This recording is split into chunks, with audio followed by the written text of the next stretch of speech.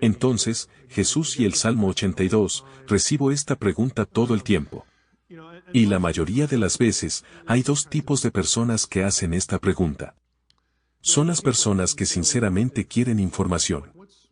Aquellos se preguntan sobre el Salmo 82. Allí está el plural Elohim, hay dioses. Pero entonces Jesús cita este pasaje, entonces, ¿por qué lo cita y cómo funciona? Ese es un tipo de persona. El otro tipo de persona piensa que la cita de Jesús del Salmo 82 socava una lectura sobrenatural del Salmo 82. En otras palabras, socava la manera en que un israelita habría mirado el Salmo 82. Que prueba que los dioses del Salmo 82 son simples hombres. Se lo está citando a los fariseos, y los fariseos son simples hombres, por lo que los dioses del Salmo 82 deben ser hombres. No.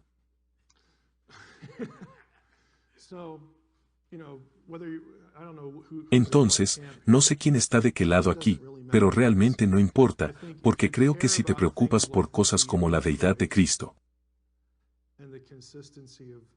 y la coherencia del testimonio de Juan sobre Jesús, esto te interesará. Así que aquí está Juan capítulo 10. Voy a leer el pasaje detenidamente para entenderlo. En esos días se celebraba en Jerusalén la fiesta de la dedicación. Era invierno, y Jesús andaba por el templo, en el pórtico de Salomón. Entonces los judíos le rodearon, y le decían, ¿hasta cuándo nos vas a tener en suspenso? Si tú eres el Cristo, dínoslo claramente. Jesús les respondió, os lo he dicho, y no creéis. Las obras que yo hago en el nombre de mi Padre, estas dan testimonio de mí. Pero vosotros no creéis porque no sois de mis ovejas. Mis ovejas oyen mi voz, y yo las conozco y me siguen, y yo les doy vida eterna y jamás perecerán, y nadie las arrebatará de mi mano. Mi Padre que me las dio es mayor que todos. Línea interesante, mayor que todos. Y nadie las puede arrebatar de la mano del Padre. Yo y el Padre somos uno. Ahora, típicamente, encontrarás gente que dice que Jesús simplemente quiere decir que Él y el Padre están de acuerdo, ya sabes, sobre el creyente. Los judíos no lo toman así. Y eso es importante. Los judíos volvieron a tomar piedras para apedrearle. Así que no están diciendo que lo entienden, y que ven que Jesús está de acuerdo con Dios, y que también están de acuerdo con Dios en muchas cosas, así que está bien. No, están recogiendo piedras, están buscando piedras para apedrearlo. Jesús les dijo, os he mostrado muchas obras buenas que son del Padre. ¿Por cuál de ellas me apedreáis? Esa es una de mis líneas favoritas del Evangelio, porque me gusta el sarcasmo. Probablemente puedas notarlo. Pero esa es simplemente la línea perfecta. Los judíos le contestaron, no te apedreamos por ninguna obra buena, sino por blasfemia, y porque tú, siendo hombre, te haces Dios. Está muy claro cómo están tomando la declaración de Jesús. Y eso es importante para lo que Jesús hace en el Salmo 82. Y lo que no hace con el Salmo 82. Y de nuevo, te sorprenderá. Seguiré usando la palabra mayoría, pero quiero decir básicamente todos los eruditos del Nuevo Testamento, tanto dentro como fuera del evangelicalismo. Dirán que los dioses son hombres en este pasaje y en el Salmo 82. En efecto, si eso es lo que Jesús está diciendo. Los fariseos ciertamente no lo creen así. Entonces, ¿por qué adoptamos una interpretación que el pasaje mismo rechaza claramente? Claramente no la avala. Bueno, les diré por qué, porque la mayoría de las personas, incluidos los evangélicos, tienen miedo de la pluralidad divina. Es por eso. Y seré un poco más amable, y cuando se trata de eruditos del Nuevo Testamento, nunca se han topado con el consejo divino en absoluto. Cuando haces un posgrado, tu Nuevo Testamento, no estudias la religión israelita. No la estudias. El problema es la estrechez. Y nunca te topas con eso. Soy menos amable con la gente del Antiguo Testamento, porque deberían haberse topado con esto hace mucho tiempo. Pero repito, es mi propia historia, y me pasó desapercibido. Pero está muy claro cómo se están tomando esto los judíos. Te has hecho Dios. Y entonces Jesús se va a defender. Y mira su texto de prueba. Jesús les respondió, ¿no está escrito en vuestra ley, yo dije, ¿sois dioses? Ese es el Salmo 82, versículo 6, la primera parte. Si a aquellos, a quienes vino la palabra de Dios, los llamó dioses, y la Escritura no se puede violar, a quien el Padre santificó y envió al mundo, vosotros decís, blasfemas, porque dije, yo soy el Hijo de Dios. Verás, Jesús también lo sabe, y supone que ellos lo saben. Cuando cita la primera parte del Salmo 82, supone que conocen la segunda parte. Salmo 82, dije, de Dios sois todos vosotros, hijos del Altísimo. Entonces él se está enganchando al verso. Y la mayoría de estos tipos tienen el texto memorizado. Eso es lo que hacen cuando son fariseos y escribas y todo eso. Entonces los lleva al Salmo 82 y cuestiona la blasfemia. Si no hago las obras de mi Padre, no me creáis, pero si las hago, aunque a mí no me creáis, creed en las obras, para que sepáis y entendáis. Aquí hay otra línea. Que el Padre está en mí y yo en el Padre. Por eso procuraban otra vez prenderle, pero se les escapó de entre las manos. Ahora, mira estas dos declaraciones. Tienes aquí, yo y el Padre uno somos. Y tienes aquí abajo, el Padre está en mí. Y yo estoy en el Padre. Son declaraciones bastante fuertes de deidad. Y los judíos las toman así. No están contentos. He intercalado en el medio. Está la defensa de Jesús.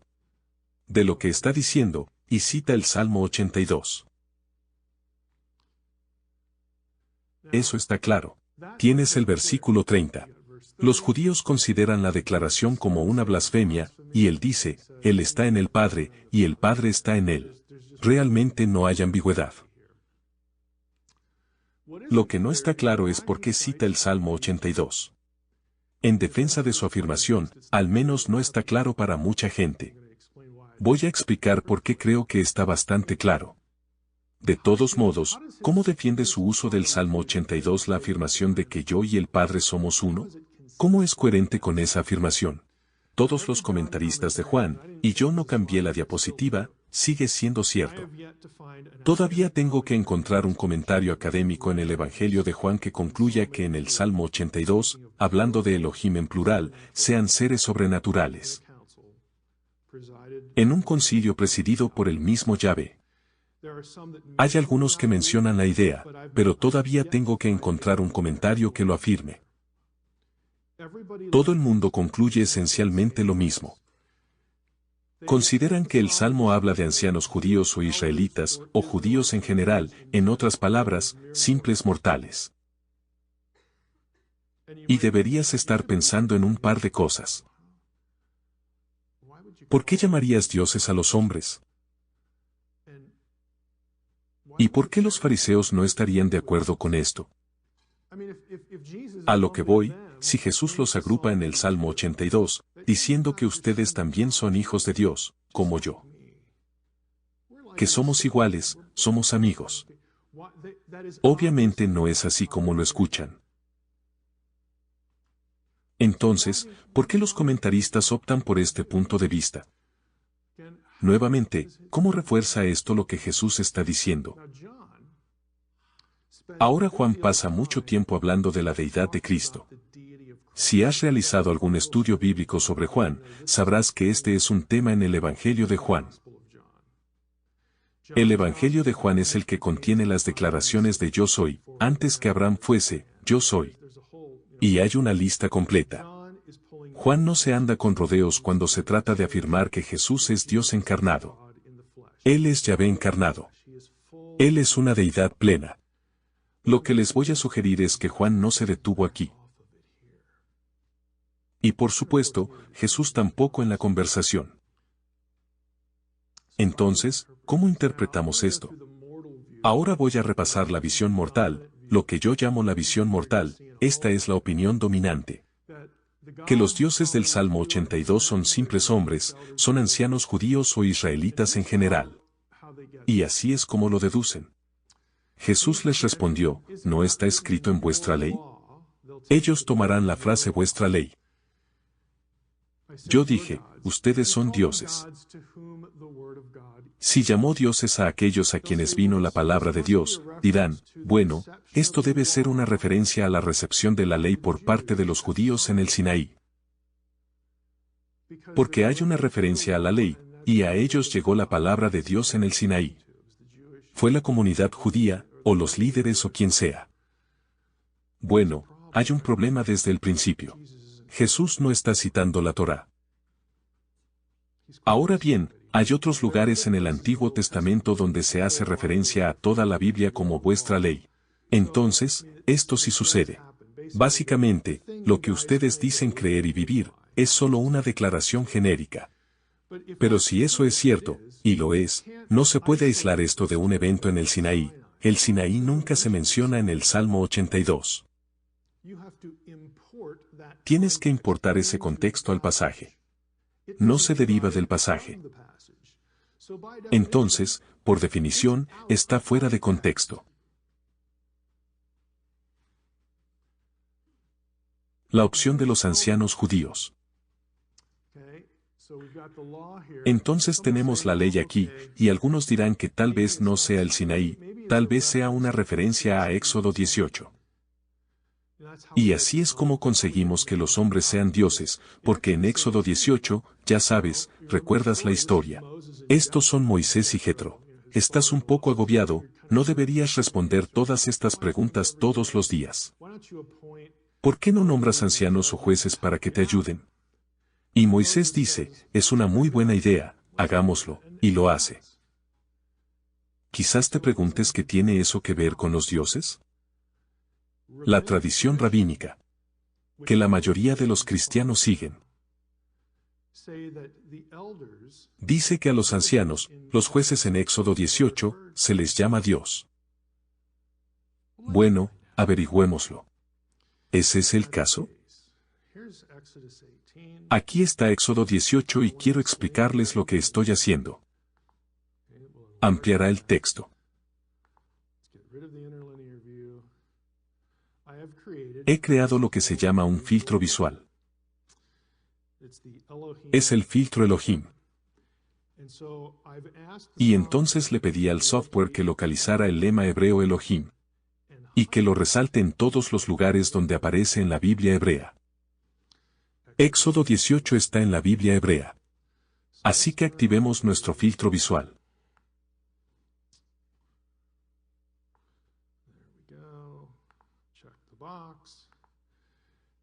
Vas a notar algo.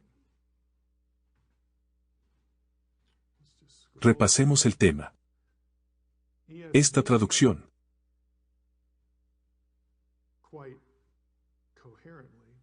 de manera bastante coherente, traduce Elohim como Dios con D mayúscula. Es una referencia al Dios de Israel.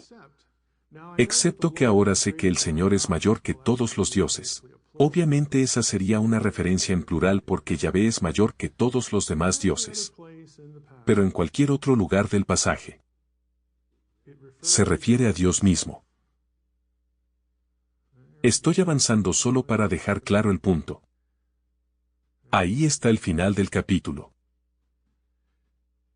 Si leemos todo el capítulo, y no lo haré por cuestión de tiempo, notarás una segunda cosa. Los jueces, el pueblo que es nombrado, nunca se llaman Elohim. Ni una sola vez. Tampoco se les llama Elohim en otros pasajes. Esto es un invento. Es una visión inventada. Ahora bien, si tienes problemas para dormir por la noche, recomiendo ir a mi sitio web de DivineCounsel.com. Y necesitas la palabra THE, porque alguien más tiene el enlace DivineCounsel.com. Es de DivineCounsel.com. En el lado derecho, hay algunos artículos que abordan este tema. Desafortunadamente, el que más me gusta abordar no puedo publicarlo debido a derechos de autor. Es una revista que no me permite publicar la información allí. Podría enviarte el artículo, está en una revista llamada Bible Translator. Hice 2 artículos para ellos, uno es, Deuteronomio 32:17 ¿presume Elohim plural? Y sí, lo presume. Debería haberse traducido dioses.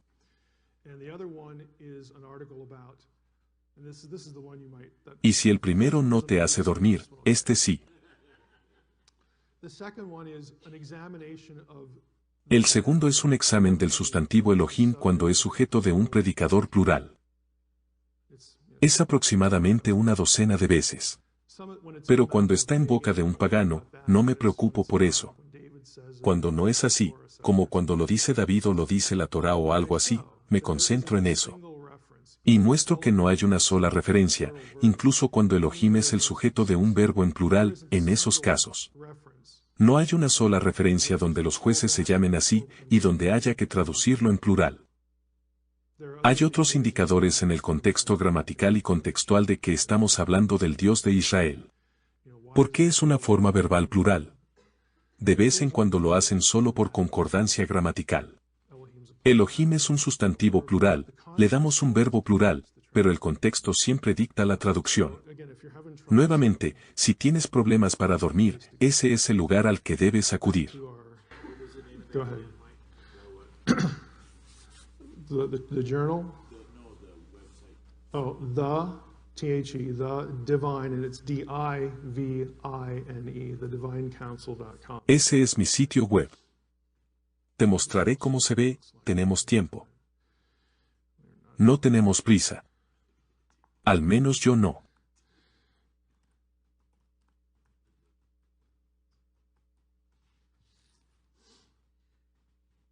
Mira, tengo mi nombre en la parte superior porque necesito hacerlo porque el otro no me pertenece.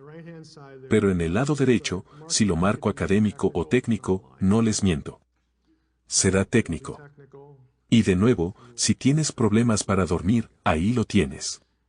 Pero se discute en algunos de ellos. Así que Éxodo 18 realmente no es una buena evidencia para la idea. Me saltaré ese. Cada aparición de Elohim, excepto la de dioses extranjeros, es singular, el Dios singular de Israel. Los hombres que hacen el juicio nunca son llamados Elohim. Nuevamente, acabo de agregar esta otra diapositiva, no es una descripción del Sinaí porque el Salmo 82 nunca menciona el Sinaí. Puedes leer el capítulo completo, no encontrarás el Sinaí.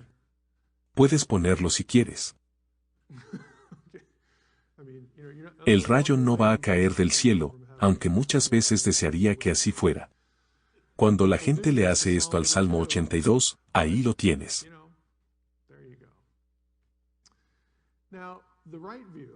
Ahora, la visión correcta, porque está respaldada por la gramática y el contexto, es que los dioses aquí son seres divinos.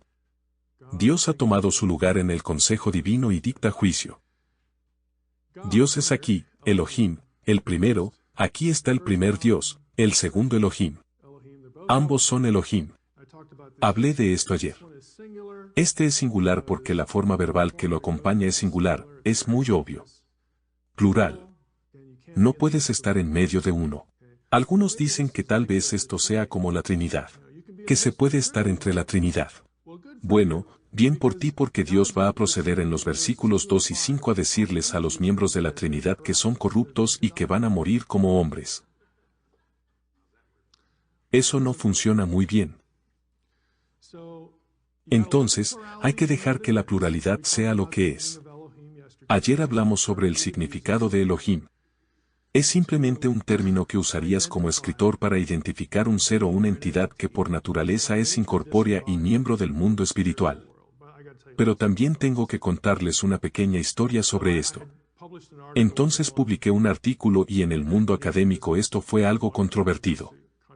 A los académicos les gusta tomar el Salmo 82 y otros pasajes y decir que los israelitas inicialmente eran politeístas.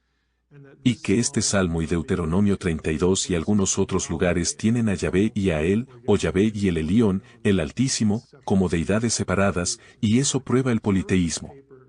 Entonces, escribí este artículo en contra de ese punto de vista, y se publicó en una revista. Y dentro de esa visión, hablo del significado de Elohim.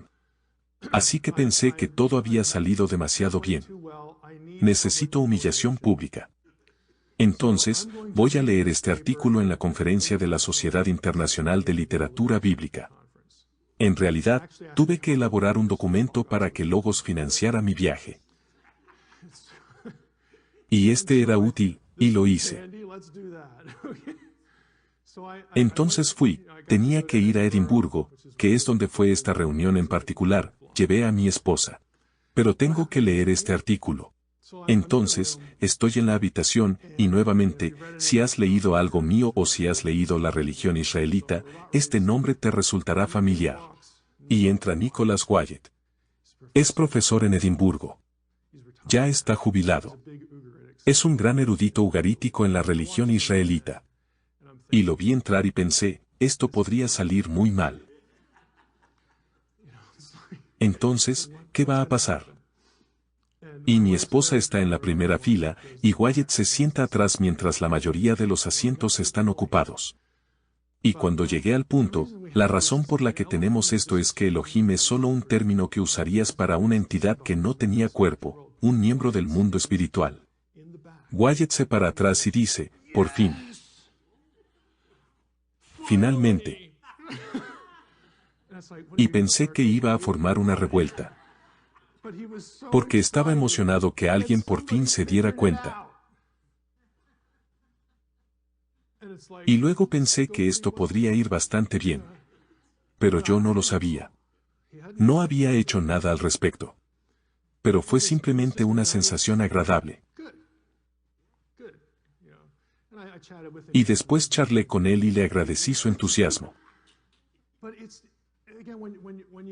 Pero nuevamente, cuando finalmente miras el término y te preguntas, ¿por qué los escritores bíblicos usarían este término? De 5 o 6 cosas diferentes además del Dios de Israel. Verás, en los círculos evangélicos lees este material y nunca sé quién está en la audiencia. Y no quiero decir que no me importe, pero antes me importaba más que ahora. Sé que esto asusta a la gente. Porque nos enseñan. Y nuestros cerebros simplemente funcionan de esta manera porque nos enseñan la cultura occidental y nuestra propia tradición cristiana. Que las letras D, I, O y S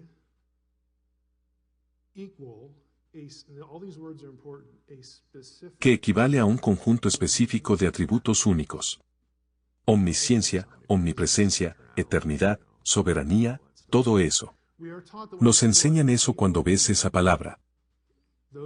Esa palabra va con estos atributos. Es incorrecto por razones obvias. Los escritores bíblicos no pensaban en la palabra Elohim de la manera en que nos enseñan a pensar en la palabra Dios. Porque usan Elohim de cosas diferentes al Dios de Israel. Entonces, si Elohim se trata de un conjunto único de atributos específicos, entonces esos otros Elohim tienen esos atributos. Incluidos los muertos incorpóreos. Lo siento, pero mi tía muerta no está a un nivel ontológico con el Dios de Israel. Y ningún israelita pensaría eso. Al menos si estuvieran cuerdos. Incluso tenían un concepto de la ortodoxia. La forma en que lo resumo es, mira, tienes muchos Elohim, es simplemente otra forma de referirse a los seres espirituales. Es todo lo que es. Y en el mundo espiritual hay muchos de estos. Tienes el reino de los muertos. Tienes la presencia de Yahvé mismo, la idea de la vida después de la muerte. Tienes los dioses de las naciones. Tienes Astarot y Quimos en el texto hebreo, se llaman Elohim. Y ningún israelita, ni ningún escritor bíblico, lo va a pensar. Si te acercaras a Abraham y le preguntaras, ¿hay otros Elohim? Él diría que por supuesto. Y si luego dices que son básicamente iguales, probablemente te golpeará en la cara. Abraham no cree que sean todos iguales.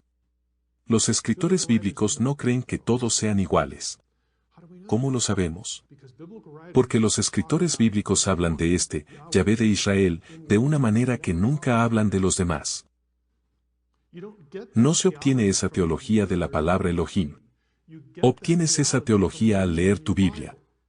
Ya sabes cómo se describe a Dios en contraposición a cómo se describen los demás. Y hay una desconexión ahí. Entonces Yahvé es un Elohim. Hay un montón de Elohim, Yahvé es uno de ellos. Pero ninguno de los otros Elohim es Yahvé. Eso es lo que creía un escritor bíblico. Eso no es politeísmo. O sea, pensamos en politeísmo porque nos enseñan que la palabra Dios, que denota un conjunto específico de atributos. No es así. Denota un ser divino, un ser sobrenatural. Es una forma que usarían para referirse si eres un miembro incorpóreo del mundo espiritual. No eres de este mundo, eres de ese mundo. Entonces, si miramos nuevamente lo que dice, bajamos al versículo 6.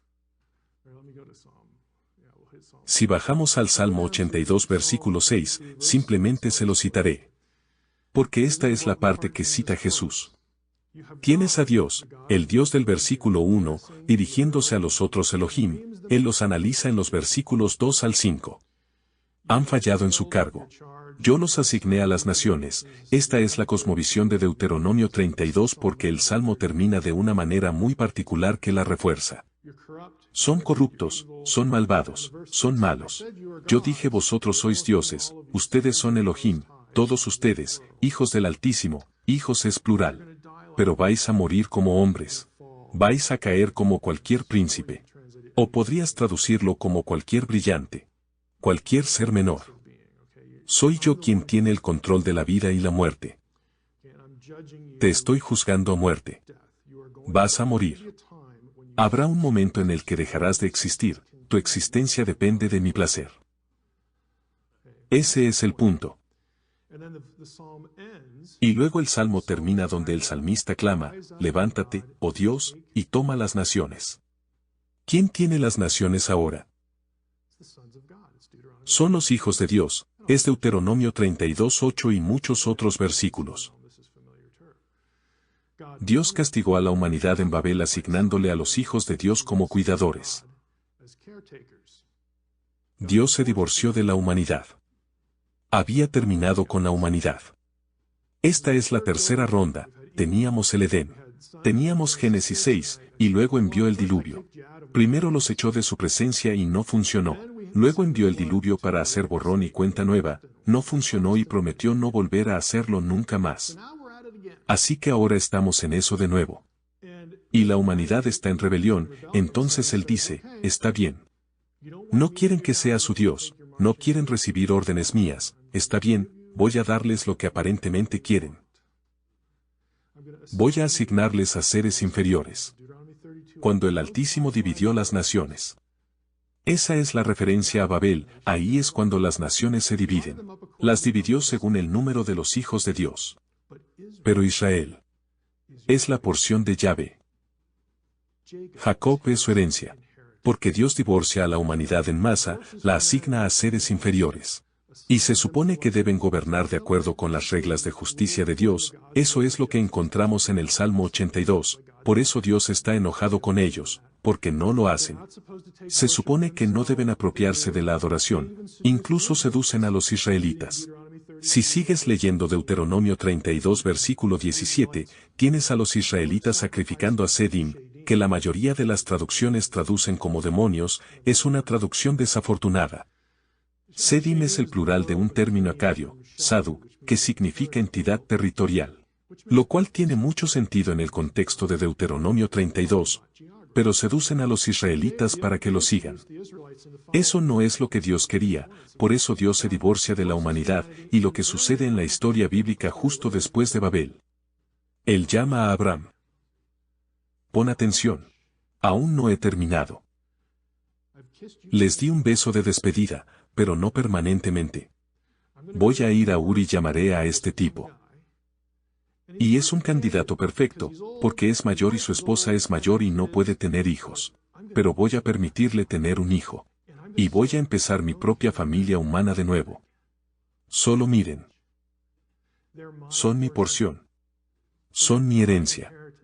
Y entonces Dios hace un pacto con Abraham para hacer todo eso. Y luego Él introduce el lenguaje del pacto que a través de tu simiente, todas las naciones de las que me acabo de divorciar serán bendecidas. No me voy a olvidar de ellos permanentemente. Pero están bajo juicio. Están exiliados de mí. Y si quieren volver a mí, tienen que pasar por ti. Por eso tienen que formar parte de la comunidad israelita, porque es la única comunidad que tiene acceso a la verdad sobre el Dios verdadero. Debes estar en una relación correcta con Dios a través de ellos hasta que obtengamos la semilla, que es Jesús. Eso es lo que dice Pablo en Gálatas 3 y Gálatas 6. Todos estos pensamientos están conectados. Este es el tapiz de la historia bíblica de la salvación. Es solo que, desafortunadamente, el evangelicalismo le quita el derecho sobrenatural. Pero tienen que retener la creencia en Dios, Jesús, la Trinidad, Satanás, los ángeles y los demonios, y considerarlo un resumen. Y de alguna manera está bien ser un sobrenaturalista allí. Pero aquí no está bien. Tengo noticias para ti. Nada de lo que creemos. Nada va a resultar atractivo. A una mente racionalista, a una mente materialista. Nada de lo que creemos es normal y respetable para ellos. Pero por alguna razón pensamos que esto no hará que la gente se ría de mí, pero esto sí lo hará. ¿Por qué? Nuevamente, eso es lo incómodo para mucha gente acerca del mundo invisible y algunas otras cosas. Pero Dios está juzgando a los dioses del consejo. Y algunas personas dirán que estos son hombres, y Dios consulta con ellos, o ellos consultan con Dios, o que son jueces y toman decisiones. Bueno, bien por ti, porque si miras el Salmo 89, este es el Salmo 89. Obtenemos el mismo lenguaje. Alabe el cielo tus maravillas, oh Señor, tu fidelidad en la asamblea de los santos, porque ¿quién en los cielos podrá compararse al Señor? ¿Quién entre los seres celestiales? Estos son Bena Elim, los hijos de Dios. O los hijos de los dioses, también puedes traducirlo, pero hijos de dioses, nuevamente, contextualmente, porque aquí estamos tratando con un Dios muy temible en el consejo de los santos. Bueno, aquí tienen otro pasaje del consejo divino, hijos de Dios que eran Elohim allá en el Salmo 82, aquí tenemos hijos de Dios aquí en el consejo. Ahora, la última vez que leí mi Biblia, no había un grupo de ancianos judíos gobernando desde los cielos. Es ridículo. Quizás no lo he mirado lo suficiente, pero creo que sí. No funciona. Entonces, ¿qué rayos está haciendo Jesús? Mi opinión es que en realidad estaba defendiendo su deidad. No necesito un redoble de tambores para eso porque esto es lo que hace Juan. Y está intercalado entre yo y el Padre uno somos, y el Padre está en mí, y yo estoy en el Padre. ¿Por qué Jesús lo socavaría en el medio? Él no lo haría. Juan, como escritor, no lo haría, y los fariseos ciertamente no lo ven de esa manera. Así que todo en el contexto va en contra de la opinión mayoritaria dominante. Solo les digo que tomen un comentario sobre Juan y les hablará de la visión humana. Y te rascarás la cabeza y te preguntarás por qué. Eso simplemente no tiene ningún sentido. Es casi como si te estuvieran diciendo que no te preocupes y que sigas adelante. O sea, eso es esencialmente lo que obtienes. Y es porque la gente no se ha visto obligada a afrontarlo. Si estás en el Antiguo Testamento, estás en un programa de doctorado o algo así, estás obligado a hacerlo, te enfrentas a esto el primer día. A lo que voy, a los críticos les encanta lanzarte estas cosas. La gente del Nuevo Testamento o de la teología sistemática o de las iglesias, no tienen que leerlo, tienen suerte si alguna vez se enteran de ello. Entonces, si adoptamos el punto de vista divino, esto es lo que sugiero. Aquí está Juan 10. Él cita el Salmo 82 aquí en el medio, Y luego reforzará la afirmación aquí abajo. Entonces, ¿qué está haciendo? Yo sugeriría esto. No está diciendo que soy como ustedes. Esa es la visión mortal. Piensa conmigo. Cuando Jesús hace la declaración y los observa comenzar a recoger piedras, sabe que ha desencadenado algo. Y por eso va a aprovechar su conocimiento del texto. Él dice, tranquilos amigos. No dice, dije, sois dioses. Cita el Salmo 82, versículo 6. Ahora sabe que conocen el Salmo. Y porque conocen el Salmo, saben inmediatamente que, sí, los hijos de Dios en el Salmo 82 son más que hombres. Entonces, el primer golpe de Jesús es decir, saben que sus propias escrituras les dicen que hay hijos de Dios, que son más que hombres. Y las escrituras no pueden ser quebrantadas. No les está mintiendo. Y luego sigue diciendo, el Padre está en mí. Y yo estoy en el Padre. Y ya les ha dicho, yo y el Padre uno somos. Jesús, puedo resumir el resto de lo que estamos haciendo esta mañana. Jesús cita el Salmo 82 para resaltar 2 puntos. 1. Hay hijos de Dios en su propia Biblia que son más que hombres. Son seres sobrenaturales. Entonces Él se introdujo en el Salmo. Él está diciendo que soy más que un hombre. Pero no soy solo uno de ellos. No soy solo uno de ese grupo, los hijos de Dios. Hay algo en mí que es diferente. Y ya les he dicho de qué se trata. Yo y el Padre somos uno. El mismo que preside el consejo y que está sentenciando a muerte a estos Elohim. Ese soy yo.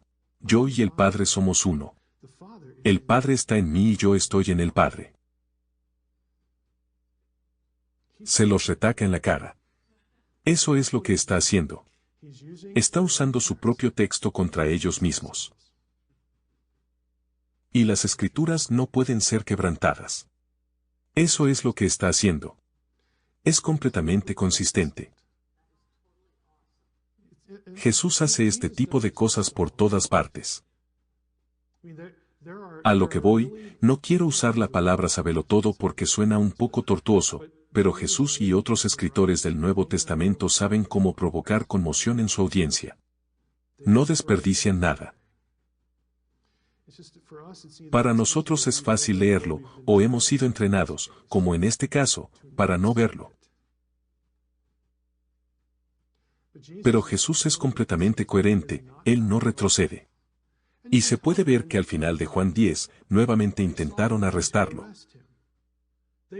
Quieren someterlo a juicio, quieren matarlo. No están diciendo que ahora lo entienden. Como si todos fuéramos hijos de Dios juntos y todos fuéramos parte de la misma familia. Esa no es su reacción. Saben lo que está haciendo. Y no les gusta.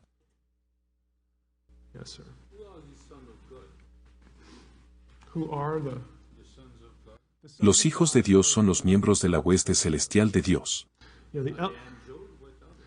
Ángel es una descripción del trabajo, es un término funcional. Gracias por la transición al comercial sobre mi nuevo libro. Esta es una especie de autopromoción descarada. Por cierto, el nuevo libro sobre ángeles que se envió hace 2 días.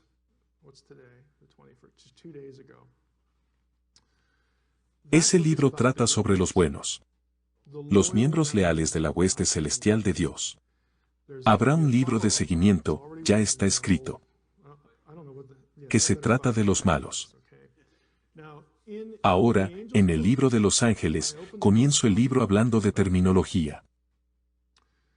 Hay términos que se usan de los miembros de la hueste celestial, y lo digo así en la portada, ese es el subtítulo. Lo que realmente dice la Biblia sobre las huestes celestiales de Dios. Eso es deliberado porque se utilizan términos que describen lo que son, términos como espíritus. Describe su naturaleza, lo que son. Hay términos que describen su lugar en la jerarquía. Hijos de Dios es uno de esos. Proviene del antiguo lenguaje de la realeza del cercano oriente. Y luego están los términos que describen tareas o funciones, y ahí es donde se categoriza al ángel. Ángel simplemente significa mensajero. Entonces cualquiera de los Elohim, cualquier ser espiritual, podría ser enviado a llevar un mensaje. Ahora, más adelante en el judaísmo, en el transcurso del judaísmo, el término ángel cambia. Se utiliza con más frecuencia fuera de la Biblia en la literatura del Segundo Templo. Y se usa en el Nuevo Testamento para denotar en general a aquellos seres sobrenaturales que reciben mensajes y no se han revelado. Son los buenos, los blancos. Y luego hay un montón de otras descripciones, más en el Nuevo Testamento que en el Antiguo, para describir a los rebeldes. Y hubo 3 rebeliones. Como mencioné ayer, hay 3 razones por las que el mundo es el caos que es. No es solo la caída. Hay 3 eventos a los que se hace referencia como originarios de toda esta situación caótica. Entonces, la terminología es importante, pero nuevamente, la mayoría de los cristianos, y me incluyo aquí nuevamente antes de tener este momento decisivo en la escuela de posgrado, eso en realidad me obligó a regresar y mirar el texto. La mayor parte de lo que los cristianos piensan sobre los ángeles y los demonios lo obtienen de la tradición. Pasan a través del filtro de la tradición cristiana o incluso de la tradición cultural. Ya sabes, todo eso de que los ángeles tienen alas. Divagaré por un momento. No hay un solo pasaje en la Biblia que diga que los ángeles tienen alas. Hay un pasaje en Zacarías que describe a 2 mujeres. Esas son las cigüeñas. Y tienen alas, y de alguna manera lo hemos combinado con que son ángeles. No tiene ningún sentido, y analizo ese pasaje. Hay un pasaje que describe 1 o 2 ángeles descendiendo, por lo que la tradición supone que tienen alas. Es el mismo verbo para cuando Jesús regresa, desciende del cielo, entonces Jesús tiene alas. Y se refleja en las obras de arte, por lo que estas son las imágenes que vemos a lo largo del curso. Y no estoy diciendo que esto sea malvado y siniestro, simplemente es así. No hay ninguna agenda siniestra detrás de esto. Es simplemente la forma en que se perpetúa una idea, tanto en la literatura como en el arte y en la cultura en general. Así que esto va a sonar realmente ridículo. Lo que intento hacer en el libro de los ángeles es brindarles una visión bíblica de los ángeles. Ya sabes, comenzando con la terminología y luego discutiendo qué es lo que realmente hacen.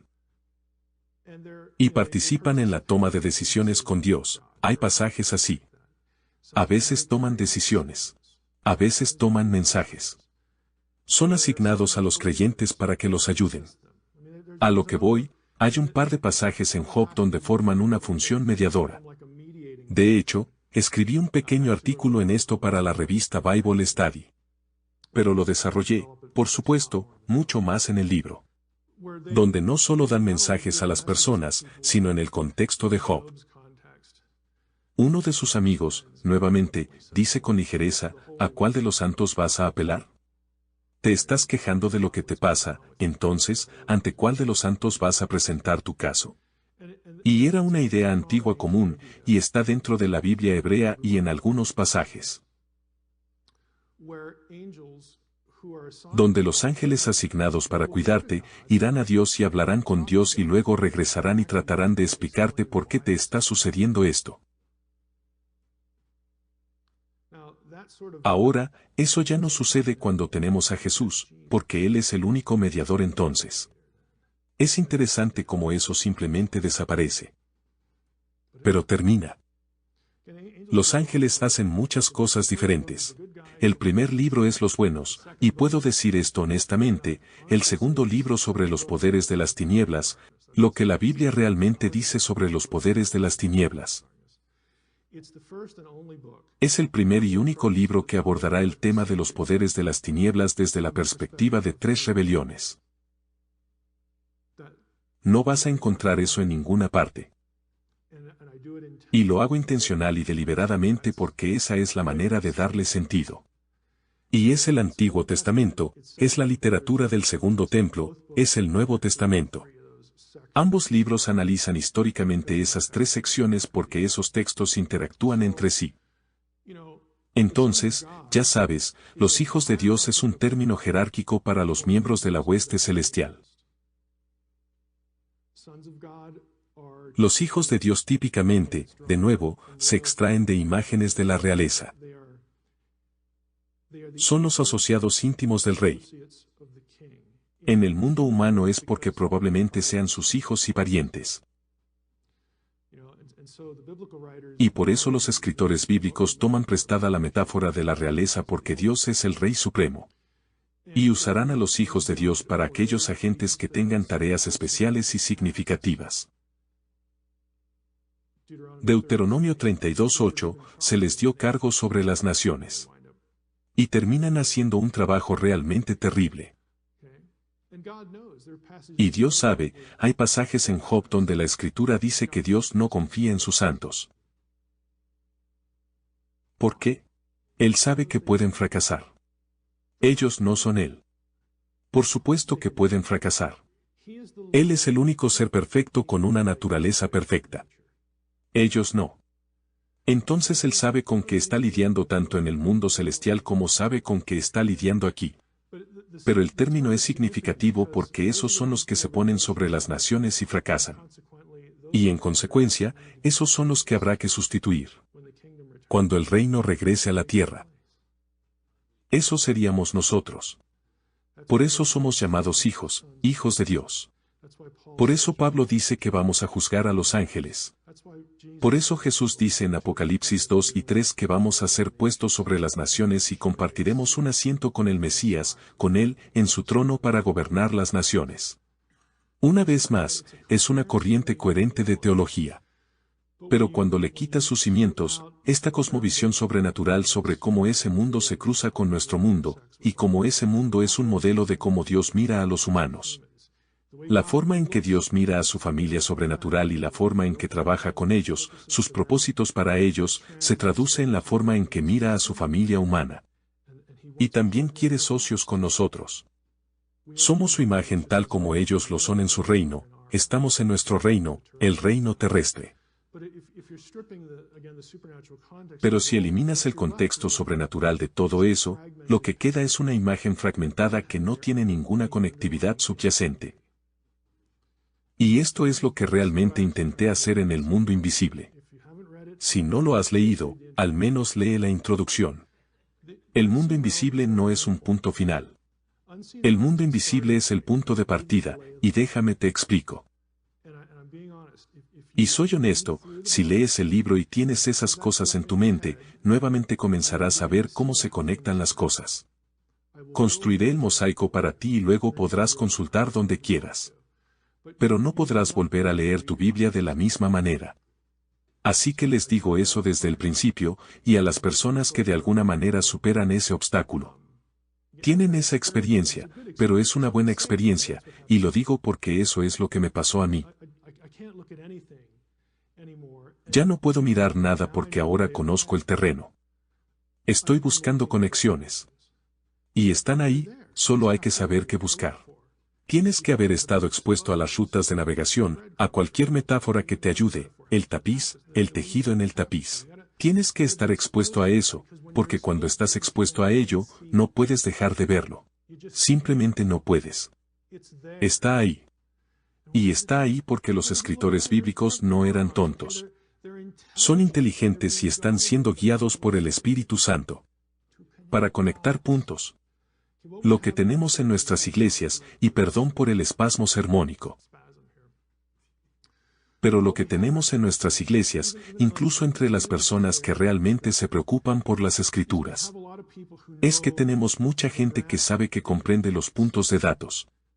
Pero no saben cómo conectar los puntos. Y por eso le digo a la gente, si tienes este tipo de intuición furtiva en tu mente, de que tiene que haber algo más que estos hechos que yo conozco, que tiene que haber algo más, tu intuición es correcta. Si hay más. Hay maneras en que se conectan los puntos. Pero tienes que estar dispuesto a dejar tu tradición a un lado, incluso si te gusta. Incluso si es útil, seguirá ahí para hacer cosas buenas por ti en tu vida cristiana. No te apresures a tomar decisiones. Pero no puedes usarla como filtro para el texto. Y nuevamente tuve que cruzar ese problema yo mismo. A veces pierdes amigos, pero haces otros amigos. Y la mayoría de la gente pensará que eres un poco raro, así que viviremos contigo.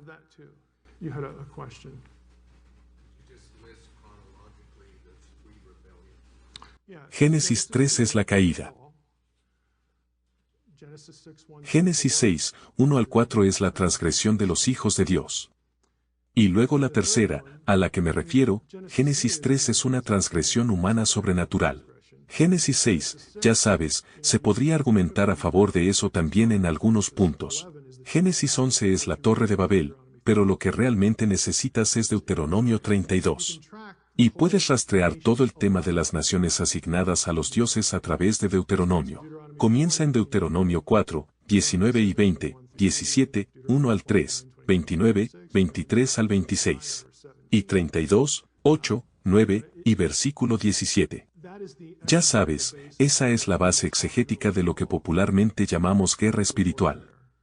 El punto de conexión con la mayoría de los cristianos en la iglesia que tienen alguna experiencia bíblica es Daniel 10. Los príncipes sobre las naciones, los príncipes sobrenaturales sobre las naciones, eso viene de Deuteronomio 32, así comienza esa situación. Es la explicación del Antiguo Testamento para algo. ¿Nunca te has hecho esta pregunta, si todos comenzaron con la humanidad y se relacionaron con el Dios verdadero? ¿De dónde sacaron estos otros dioses? Esta es tu respuesta de por qué se alejaron, fue porque Dios los juzgó. Y los guardianes puestos a su cargo eran corruptos. Y los sedujeron para que se adoraran a sí mismos. Y abusando de sus poblaciones. Ya sabes, hay todo tipo de pasajes, los estudiosos se refieren a esto como geografía cósmica, lo que surge de esto.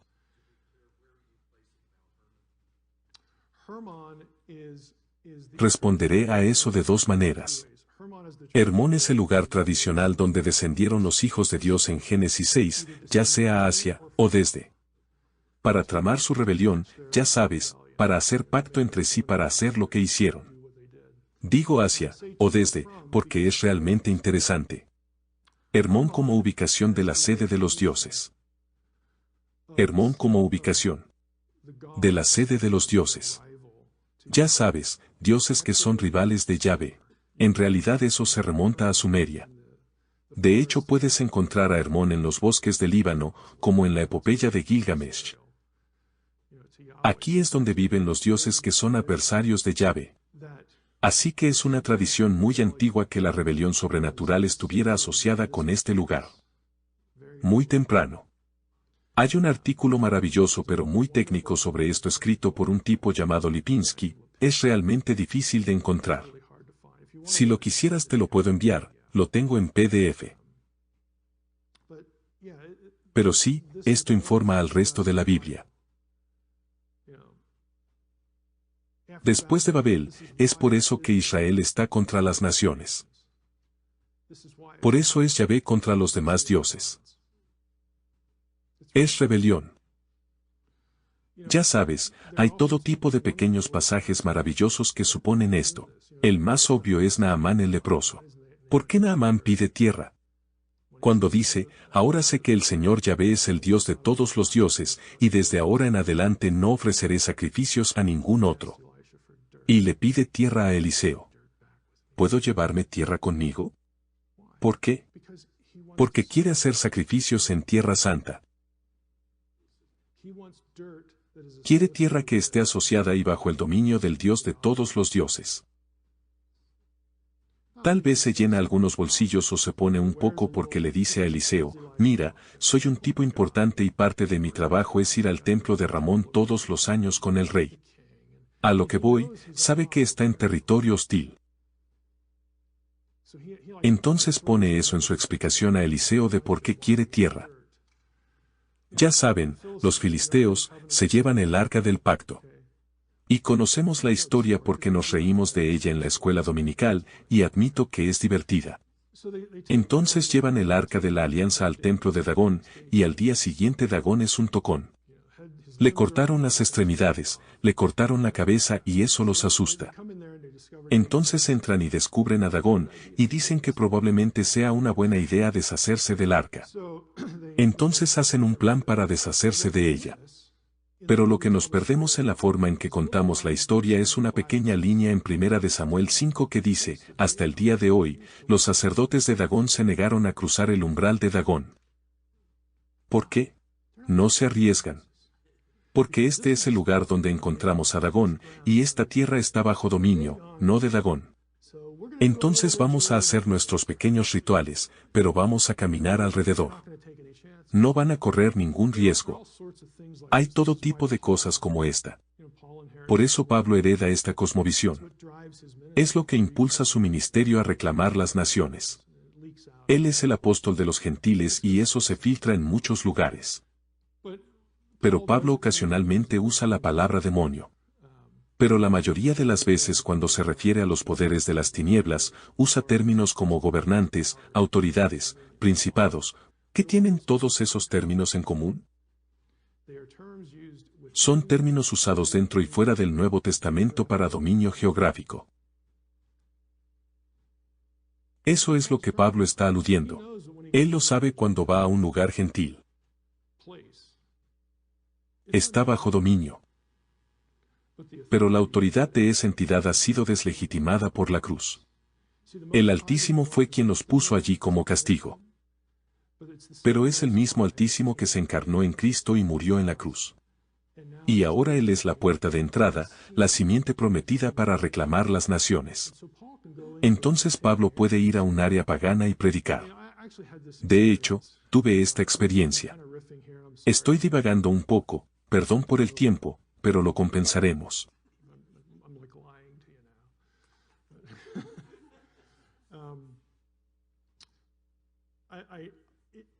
Recomiendo escucharlo, pero el audio es muy malo. Pero un día me invitaron a hacer un podcast pagano. ¿Alguno de ustedes lo ha escuchado? Recibí un correo electrónico de un tipo llamado Hércules.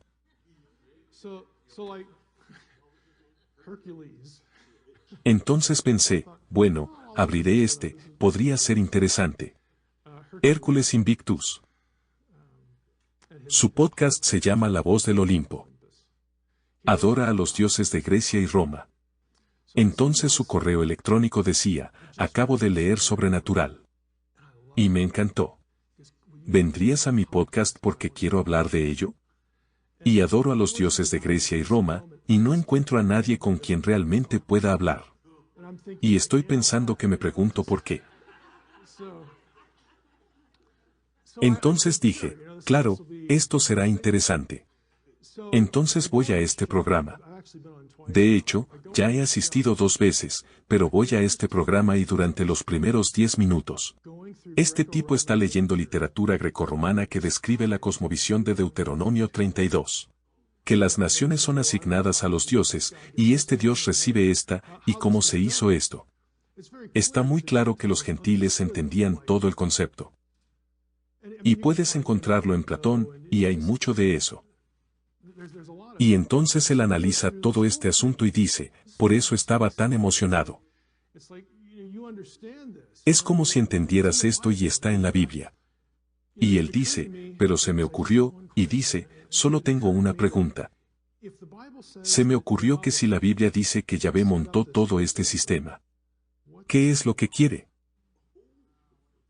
Y dije, me alegra mucho que lo hayas preguntado. Así que tenemos que entrar en toda la narrativa de la historia de la salvación acerca de reclamar a las naciones y a Pablo. Y pensé, tal vez así era cada día para Pablo. Esta es una conversación que habría tenido todos los días. En cualquier ciudad en la que estuviera. Y la parte más divertida para mí fue durante las pausas comerciales. Tienen que reproducir estos anuncios o lo que sea. Y uno de ellos es para la cadena en la que está el podcast de este tipo. Y hay una voz profunda, realmente siniestra, que aparece y dice, Pagan Podcast Network. All pagan, all the time. And I thought, y dije, hoy no. Hoy es la excepción. so, this is a worldview. Así que esta es una cosmovisión de la que el Nuevo Testamento es muy consciente debido al Antiguo Testamento. En el Segundo Templo, literatura intertestamentaria, ocurre lo mismo. En la literatura grecorromana se ve lo mismo. Ahora lo que debería estar pasando por tu mente es, ¿por qué no he oído esto antes? No quiero hacerte enojar, pero sí quiero plantártelo en la mente. Sé amable. Es importante. No es que ya no tenga que hacer esto porque mucha gente ha leído el libro. Pero solía tener que recordarle a la gente, miren, el mundo invisible y otras cosas que escribo, no es que esté diciendo, bueno, pensaste que el Evangelio era esto, pero yo digo que es aquello. No es eso en absoluto. El mundo invisible, el subtítulo es Recuperando la cosmovisión sobrenatural de la Biblia, y eso es intencional. Lo que te ofrece no es un nuevo Evangelio. Ya sabes qué es el Evangelio. Es simplemente muy claro. Pero lo que te brinda es un marco para comprender cómo se desarrolla. Antes, durante y después. Y nuevamente, cómo el mundo sobrenatural de Dios se conecta con el mundo terrestre. Cómo mira Dios a los creyentes. Es una especie de plantilla. Y está esparcido por toda la Escritura. Y sí, puede que nunca leas nada de lo que escribo, y aún así podrás entender el Evangelio, aprender las Escrituras y disfrutar de la vida cristiana, y espero que lo hagas. Pero si realmente quieres entender las Escrituras, tienes que empezar a meterte en estas cosas. Y tienes que empezar de nuevo, dejar que el israelita viva en tu mente y corra libremente. Solo tienes que hacer eso. Y si no quieres invertir tiempo, quiero decir, en un nivel lo entiendo, pero en otro nivel realmente no lo entiendo. Porque si crees que esta es la palabra de Dios, debería haber algo dentro de ti que quiere saber qué significa. Solo un poquito. Y de nuevo, me arrastraron pataleando y gritando hasta la conclusión. Hay dos conclusiones en mi vida a las que me han arrastrado pataleando y gritando. Una es, y esto fue hace años y dolió, fue darme cuenta de que no todos los cristianos están tan interesados en la Biblia como yo. Eso me molestó por un tiempo. La número 2 es que la mayoría de los cristianos confunden la lectura de la Biblia con el estudio de la Biblia. No son lo mismo. Yo no quería creerlo. La segunda la aprendí en Logos, y uno de mis jefes seguía diciendo que tenía que entender al cliente. Y yo seguía diciendo que no era verdad. Pero es verdad. Pero aquí está la tercera cosa que es cierta. En cada congregación hay personas que anhelan contenido. Cada una de ellas. He hablado en iglesias anglicanas, he estado en iglesias presbiterianas, he estado en iglesias luteranas. No me importan las cosas denominacionales. Hay personas en cada iglesia que entienden el Evangelio. Están, o todavía están, comprometidos, o vagamente comprometidos con un contexto denominacional. Pero están hambrientos de contenido. Yo creo que sus pastores, y aquí también incluyo situaciones evangélicas no denominacionales. Creo que los pastores rutinariamente subestiman tanto el apetito como la aptitud para el contenido. He visto demasiado de eso. Entonces, creo que hay un factor de miedo y también un factor laboral. Que los pastores están en una situación difícil, y francamente tienen demasiadas cosas que hacer que les restan importancia a su inversión en las escrituras en muchos contextos, pero también hay un factor de miedo. Les asusta tener que hacer un replanteamiento fundamental, porque requiere de mucho trabajo, y sí que lo es. Pero vale la pena. Y la gente lo agradecerá. En una situación de esta iglesia, no sé si se dan cuenta de esto, pero no sé si se dan cuenta de lo excepcional que están. Tienen que tener eso en su mente también. Y le estaba contando a Terry el otro día, porque esta es la tercera iglesia de Calvary Chapel en la que he estado. Y he conocido, como dije, a media docena más, y les haría la misma pregunta: ¿por qué están llenas? ¿Por qué crecen? Y la respuesta siempre es porque hacen una exposición de versículo por versículo, y como les dije ayer, yo pensaba que eso era algo normal. Pero no lo es. Pensé que era algo normal porque crecí con eso y pensé que era normal. A lo que voy, para mí, yo estaba mimado. Esa fue mi experiencia. Entonces pensé que esto es lo que sucede en la iglesia. Pero si escuchas una respuesta así a la misma pregunta, ya sabes, cada vez. Bueno, supongo que eso no es lo que sucede en la mayoría de las iglesias. Lo cual es realmente lamentable. Es realmente desafortunado. Entonces, fin del sermón, esta es la razón por la que no pastoreo, simplemente divago. Tomemos un descanso.